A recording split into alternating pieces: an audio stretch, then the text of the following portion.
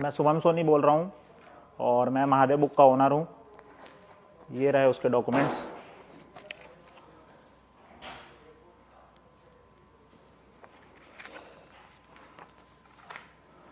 और ये मेरे आधार डॉक्यूमेंट्स हैं। ये मेरा आधार कार्ड है।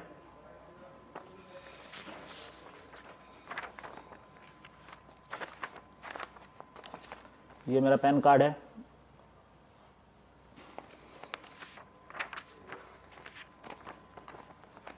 और ये मेरा पासपोर्ट है। और महादेव बुक का ओनर मैं ही हूँ। ये आपको डॉक्यूमेंट दिखा दिया मैंने। और 2021 में इसको मैंने चालू किया था। ये उसका पूरा डॉक्यूमेंट्स है।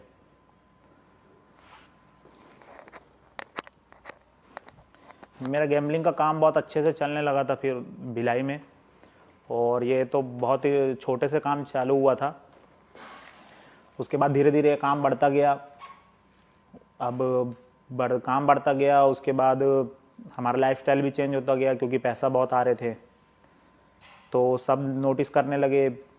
मेरे मतलब जो आसपास के लोग हैं वो लोग नोटिस करने लगे। धीरे धीरे बात ऊपर तक गया। तो फिर कंप्लेन वगैरह भी होने लगा। तो फिर ऐसा हुआ कि अब प्रोटेक्शन का जब बहुत ज़रूरत था हमको, क्योंकि लड़के भी अंदर हो रहे थे कुछ कुछ। तो उसके बाद मुझे पता चला वर्मा जी के बारे में। फिर मैंने उनसे मीटिंग की। फिर मुझे समझ लो हफ्ता वसूली वाला काम चालू हो गया। अब वर्मा जी से मैंने मीटिंग किया तो फिर उनसे बात हुआ। और ये हुआ कि अब उनको मुझे हर महीना 10 लाख रुपए देना है। तो वो भी ओके हो गया। अब हर महीना मैंने उनको 10 लाख रुपए देना चालू कर दिया। तो काम अब बढ़िया चलने लगा मेरा। और पैसा भी कमा रहे थे हम, सब कुछ ओके था। उसके कुछ दिन बाद ऐसा हुआ कि हमारे लड़के फिर अंदर हुए। अब वो छूट ही नहीं रहे हैं वापस।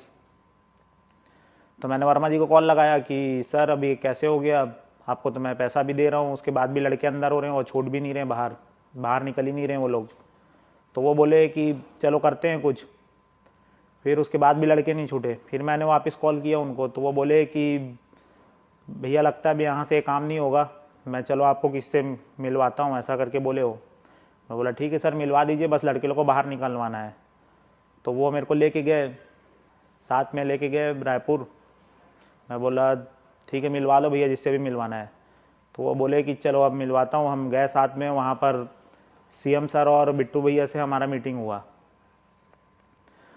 ये चीज़ का मैंने पूरा अपना लिख के दे दिया है उसमें रिटर्न स्टेटमेंट में कि क्या हुआ वहाँ, कैसे हुआ, क्या किस बात का डील हुआ, हर चीज़ का स्टेटमेंट मैंने दे दिया अपने रिटर्न डॉक्यूमेंट में।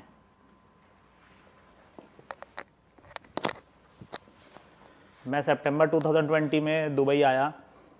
जैसा कि मेरा मीटिंग हुआ था सीएम साहब से, तो उन्होंने बोला था कि दुबई जाओ, अपना काम बढ़ाओ और वहाँ मीटिंग करो जाके। तो मैं गया और मीटिंग भी हुआ मेरा कई लोगों से।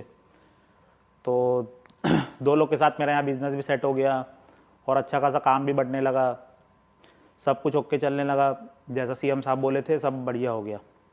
उसके बाद मुझे यहाँ 2 लोग मिले जो भी मेरे भिलाई के ही थे, सौरभ और रवि।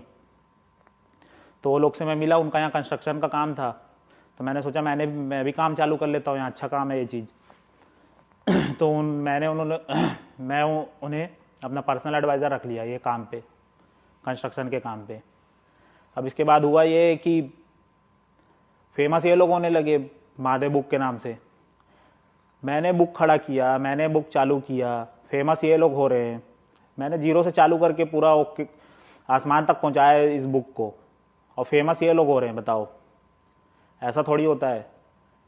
ठीक है उनको आशीर्वाद नहीं था सीएम साहब का, इसलिए उनको वो फेमस हो गए। ये गलत बात है ना। इस चीज़ का बुरा लगता है बहुत ज़्यादा।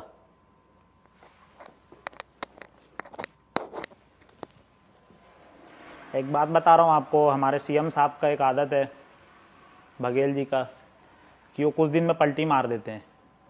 और ऐसा मेरे साथ हुआ है। जब उन्होंने मुझे दुबई भेजा कि वहाँ जाके अपना काम सेटल करो, लोगों से मिलो, तो मैं गया, मिला भी और मेरा काम भी बहुत अच्छा सेट हो गया। उसके बाद हुआ ये कि कुछ दिन तक तो अच्छा चला, उसके बाद फिर प्रॉब्लम आने लगा मेरे काम पे।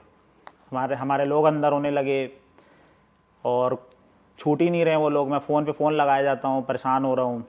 तो वापस मैंने वर्मा जी को फ़ोन लगाया, तो बोले कि चलो ठीक है, आप भिलाई आ जाओ, आपका मीटिंग कराते वापस से। अब मैं डर से पहुँच गया भिलाई कि लोग बाहर आ जाएंगे करके। तो वर्मा जी से मैं मिलने गया। वर्मा जी और गिरीश तिवारी मुझे मिले रायपुर एयरपोर्ट रोड पे। वो फिर लेके गए वर्मा जी तो वहीं उतर गए, फिर गिरीश तिवारी मुझे लेके गए हमारे उस समय के एसपी हैं प्रशांत अग्रवाल जी, उनसे जाके मेरा मीटिंग कराया। अब मैं उनको अपना प्रॉब्लम पूरा शेयर किया, तब वो फ़ोन घुमाए और उसके बाद वो बात किए। लाउड स्पीकर में ही था फ़ोन, तो सीधा सीधा आवाज़ तो समझ आ ही रहा था, हमारे बघेल जी का ही आवाज़ था वो। तो पूरा प्रॉब्लम बताने के बाद उन्होंने वहाँ से ये बोला कि कैसे रे सोनी, तेरे को मैं वहाँ भेजा था दुबई काम सेट करने के लिए, तू तो मालिक बन के बैठ गया है, शेख बन गया क्या वहाँ का। अब मैं कुछ बोल ही नहीं पाया, एकदम मुंह उदास सा हो गया। तो मैंने यही बोला कि सर हम तो छोटे आदमी हैं, आप बताओ क्या करना है, जैसा बोलोगे हम वैसा करेंगे। तो बस वो यही बोले कि ठीक है, आप प्रशांत जी से बात कर लो, वो आपको बता देंगे क्या कैसे करना है। मैं बोला ठीक है सर। उसके बाद हम चल गए वहाँ से।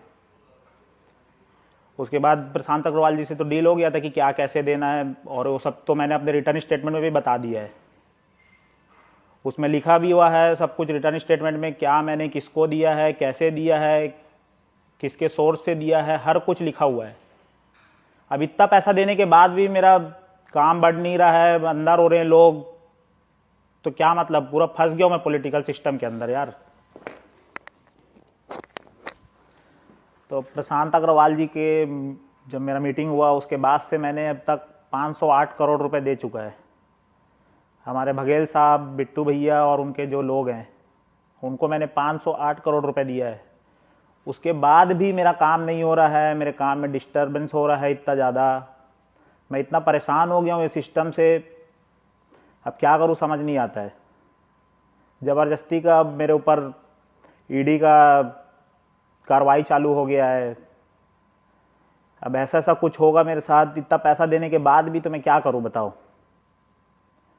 अब बस मेरा यही लास्ट रिक्वेस्ट है हमारे इंडियन गवर्नमेंट से कि वो बस इतना हेल्प कर दे मेरी, कि मैं अब फंस चुका हूँ इस पॉलिटिकल सिस्टम में, मैं इससे बाहर निकलना चाहता हूँ। और आपको जैसा एविडेंस चाहिए, जैसा प्रूफ चाहिए, मैंने जैसे जैसा पैसा उनको दिया है, हर चीज़ का मेरे पास एविडेंस, प्रूफ, हर चीज़, एक एक चीज़ पड़ा हुआ है। तो मैं यही चाहता हूँ कि बस मेरा हेल्प कर दीजिए वहाँ से। मैं भी इंडिया जाना चाहता हूँ वापस। मुझे डर लगता है यहाँ से इंडिया जाने में। मैं वहाँ जाना चाहता हूँ वापस, वहीं रहना चाहता हूँ, लेकिन मेरा हेल्प कीजिए। यही रिक्वेस्ट है मेरे इंडियन गवर्नमेंट से यार।